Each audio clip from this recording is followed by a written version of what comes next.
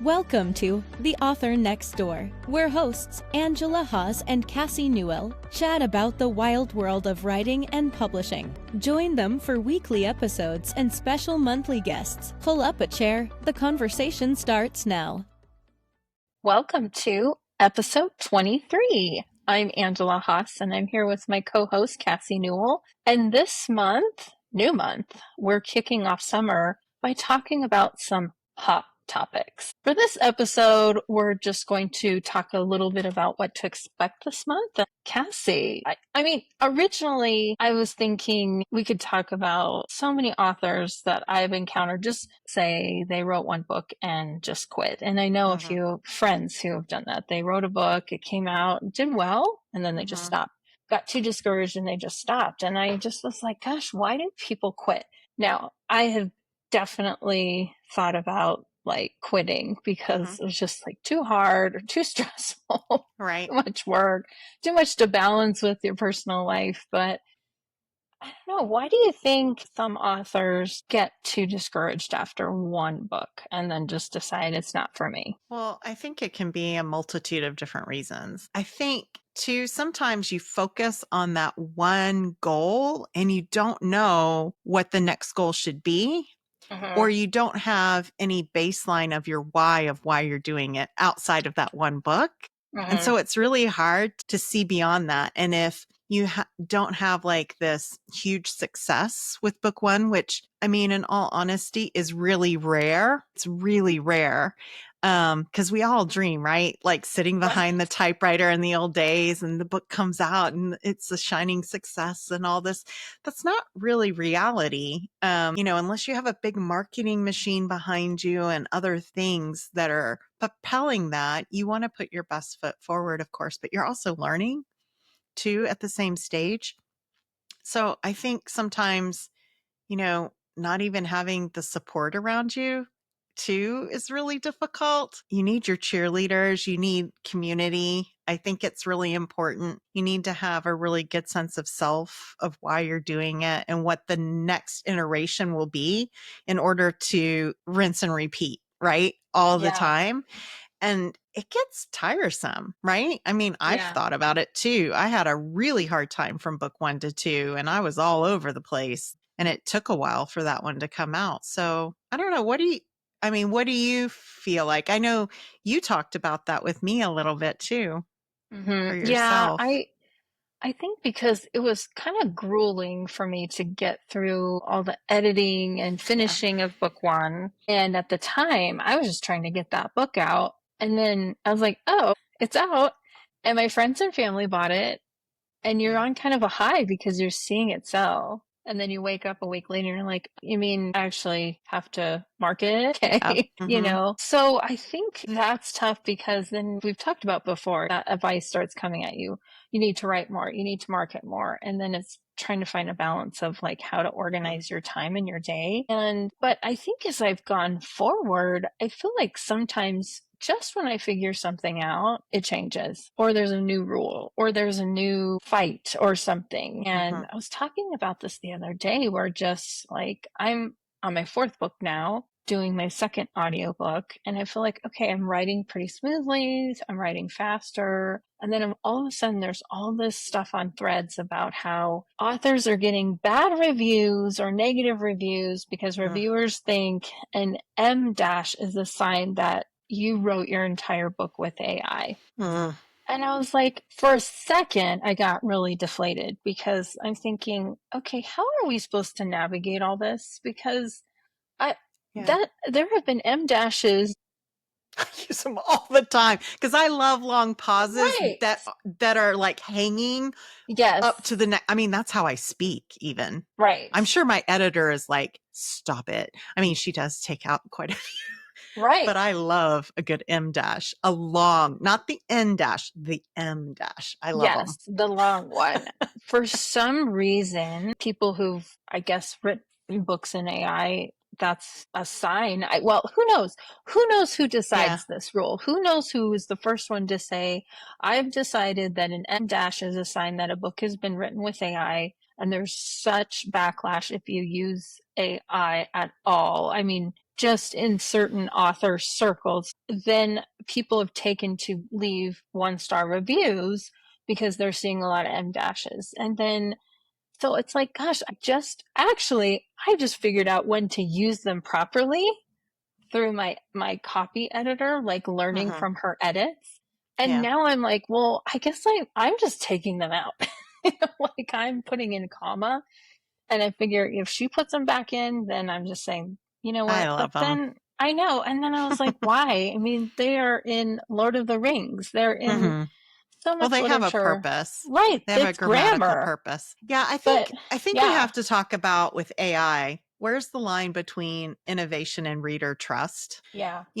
So I feel like, when people get on a bandwagon, they'll Hmm. find it whether it's really solid or not. I mean, that's pretty shaky. Yeah. And I think as a creative ourselves, to me, I love the innovation of AI. I love it for research purposes. It's way faster than me just Googling and searching all kinds of Right. things.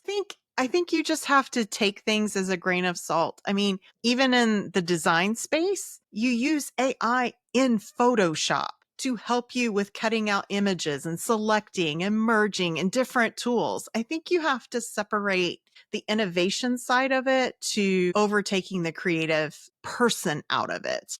Right. I mean, it's a very blow up topic around audiobooks right now and Oh yeah. narrators. And I have my certain opinions about that because I'm a creative. I want my creatives. I like intonation. I like the creative choices narrators make and things like that that I don't feel comfortable when I hear those sounds right now from AI voices. So for me, I'm not choosing that. But Yeah. I just think, when people get on a bandwagon about an M dash, a dog, whatever it is, because we've Gosh. talked about that A before d- too, I yeah. think that you just have to clear the noise. That is noise. And if Hmm. it does impact you in some form or fashion, the best thing you can do is kind of step back from it, put on a good PR hat for yourself because at the end of the day, it's your business and your livelihood if you continue to want to be a creator as an author. I don't think for me, I just don't like the drama of that stuff. So I don't buy Right. into it and I separate myself. But there's one key difference for me is that a lot of people won't read their reviews. I totally read my reviews. Hmm. Yeah. So I think you just have to know for yourself how to protect yourself in the way that you need to protect yourself and try not to let those things dictate what you're doing, Yeah. especially you can. I started out with one specific editing software Hmm. and now I rarely touch it. I go to a complete opposite editing software that was a little bit more archaic, but then they upped a lot of their reports and their processes. And I gravitate. It's what I wanted. That's what I needed for me. And it's so weird because I was so the other way on this. So you have to kind of ebb and flow and have some flexibility because things do change Yeah. you know, and the industry does, especially for indies, if you're trying to stay ahead and trying to get in your own lane or trying to be with a particular flow and culture that's booming. Hmm. If that's your goal, you need to be flexible as much as Yeah. possible. Right. So I don't Yeah, know. I think it's just my personality that once I feel like I learned something or and I Uh-huh. have a plan to use that thing or I'm just going forward with my plan and then there's like a curveball. Not that I'm gonna, if someone gives me a Yeah. bad review because they see an M dash as a sign that I wrote my book with AI, even though I didn't, uh, I mean, there's not much you can do, but Right. I did a little research on this. I'm still doing researching on Amazon, but I know that Goodreads, if the reviews seem not purposeful or just like Mean. trolling, Yeah. they will take them down because of the person that blew up about she was so callous about killing the dog post on Threads. And for Mhm. those of you who Yeah. don't know, we're not going into that, but there was a writer who she hadn't even published her first book. And she was like saying that she not only did she just kill a dog, but also, shaming dog owners for thinking that their dogs are feel like more Children. Yeah. children than pets. Which we're not here to analyze that, but a rule of thumb is not shaming any of your readers, Right. regardless of your Well, opinion. know who your readers are, right? Right, And really define it to a right, specificity, but also don't right. alienate everyone else around it. Well, not before your debut novel comes out. Yeah, Not that's a good crazy. idea. Like dog people, especially, and I'm a crazy dog person. So, but what was happening, which I don't agree with, is that people were taking to her page and giving her 1-star reviews based on what she said, not the book, because the book had not even come out Yeah. yet. And Goodreads took those down. So, I think there's a way to report a review on Amazon if someone's just accusing you of something. I don't know if they will follow through, but you could report it. But, Yeah. or just let it go. There's not much you can control. And that's like the first thing we have to understand about this industry. Right.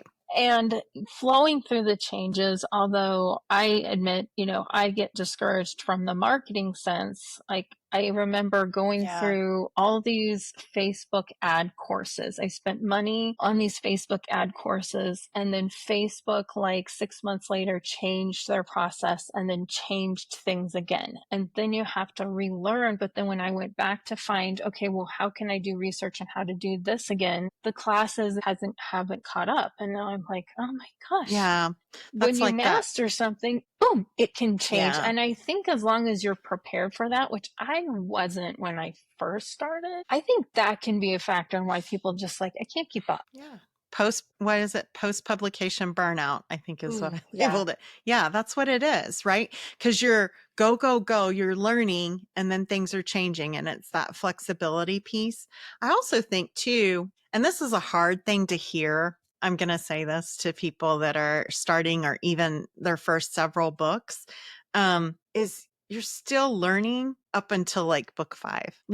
I'm sure Right. nobody wants to hear that from me, but you really are. And you're also still filling in if you're in the right genre, if you have the right voice, you're figuring it out and you're finding it. It's interesting because I have my books that are currently being narrated. Well, at this point, they're narrated. And I have verbiage in every book, or shoulda, musta. I was like, oh my God, I have a little tick. I was listening to them and I'm like, I said that last book, like, Mhm.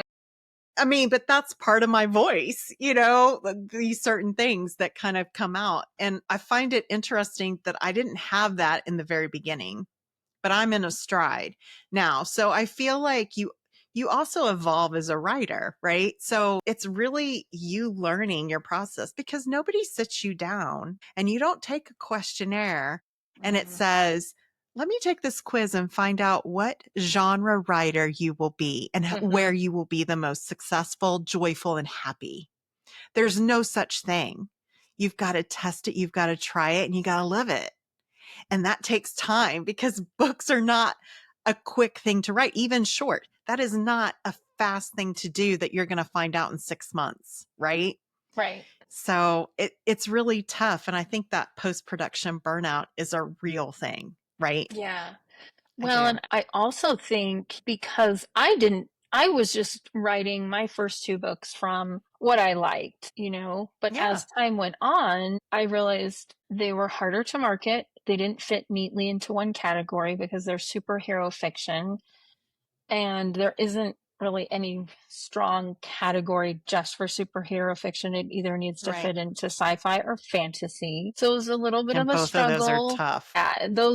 Each of those, the reader expectation, Mm. true sci-fi readers wants people on spaceships having alien encounters or military Yeah. battles, and that's not what was happening with mine. Fantasy readers want a lot of magic systems, and there's sci-fi fantasy, but even that is not a clear-cut category that's Right. offered when you're doing promotions or marketing. So then I started writing romance, which is so much easier for me to write and to market. And painfully, I had Because to you're put so my, good at writing characters and emotion, yes, though. I do like writing characters. That's all. Yeah, Yeah. that's everything.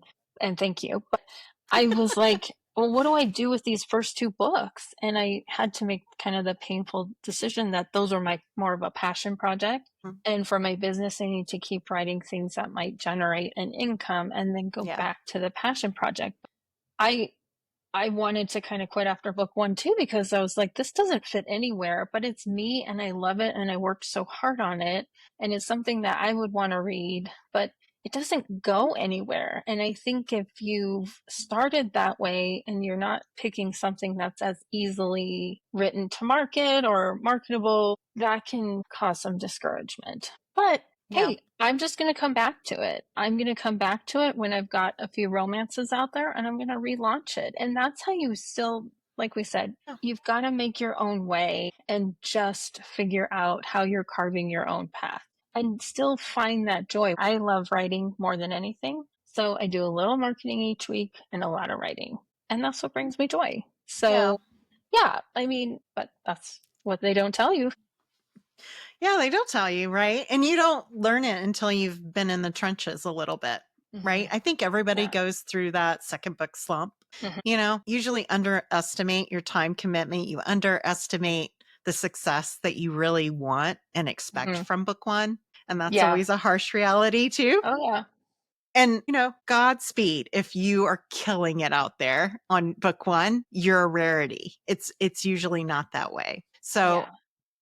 anyway, yeah, it's Yeah. it's really tough. I think a lot of people it's a pretty common struggle. And what is it? I think they say, there's some people that'll say it's your 10th book that you'll Right. start to Oh, find success it's and get your 6, 10, 12. Yeah. Yeah. yeah, and then somebody will say it's the 10th series and I'm like, Lord help me if I'm still in the gutter and producing 10 series at that point. Right. But I'll let you Yeah. know cuz I'm starting book 10. So, Right. So you're already there. See? here we go.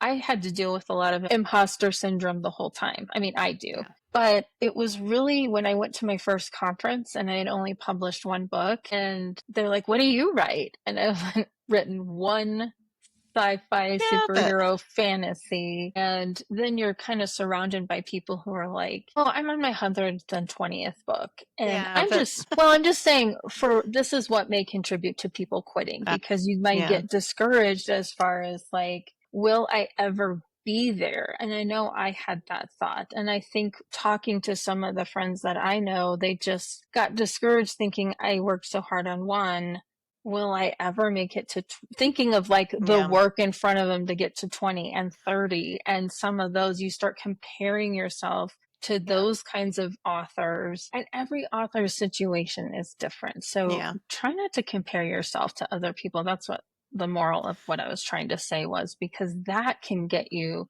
discouraged really quick, when you're Well, trying to align yourself that way. yeah, and as you're learning, book 1 is the struggle, Right.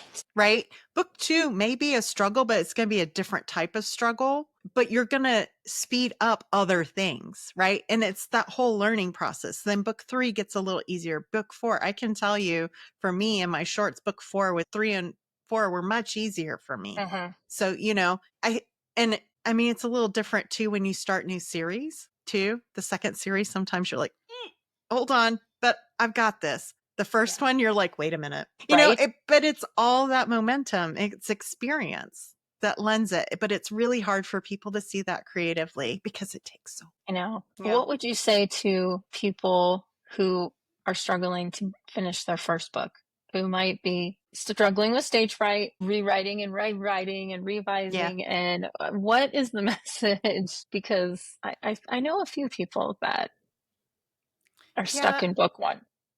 Well, sometimes you can't see the forest for the trees, right? So usually it's time to step back and figure out why you're not finishing. Is it you? Is it plot? Is it character? Those are three different things, right? And if it's you mentally blocking yourself, because I totally believe in mindset, that's something you can work on, right? In a lot of different ways. So it's really hard in a generalized question as to why you're not finishing something because I don't know the person. So Yeah. it's always a conversation, but I think you have to have that internally why you're stopping. Are you pantsing along and you doing it a little aimlessly? then maybe you need to plot out some things. And that's okay. You can deviate from a plot. You don't have to be a plotter if you're like, nope, I don't want to plot or whatever it is. But at some point you have to step back from the story and decide, is it just because you're exhausted and there's no time for it and it's you? Then take a break. It'll always be there. Is it something that your character's doing and you're struggling and you're rewriting the same chapters 15 times? Well, then you need to diagnose that and move on or go to a totally different scene. Skip it for a while, I mean, me as a coach, that's what I would say to someone that I didn't know. I would try to diagnose where it's coming from.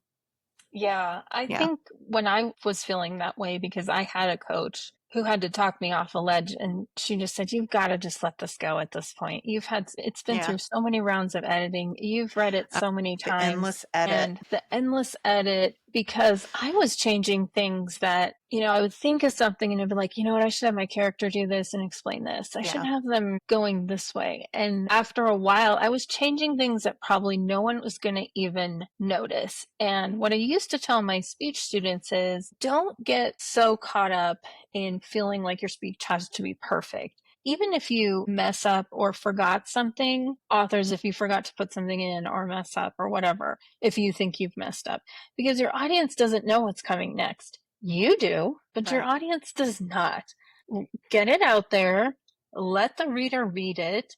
They're going to have, an enjoyable experience anyway. And we also, as readers, we don't remember and catalog every single word we've read. I even get to the end and I have to go back sometimes and be like, oh yeah, this happened in the beginning. We're reading and we're enjoying, but then we put the book down and we go on with our lives. No one's like, oh gosh, this book, I wish this. Right. No one's picking apart like you are, is the bottom line. Yeah. Let it go. And then you're going to get feedback as you're writing the next books that you could either republish that book in a second edition if there's something glaring, or just keep going and let it be your book one, which everyone's book Yeah. one is not the greatest, Exactly. right? But it's out there and it's doing its thing, and you've got to let it go. And Yeah. then after you let it go, even if you don't get good reviews or good sales right away, keep going. Just keep going. Keep swimming, right?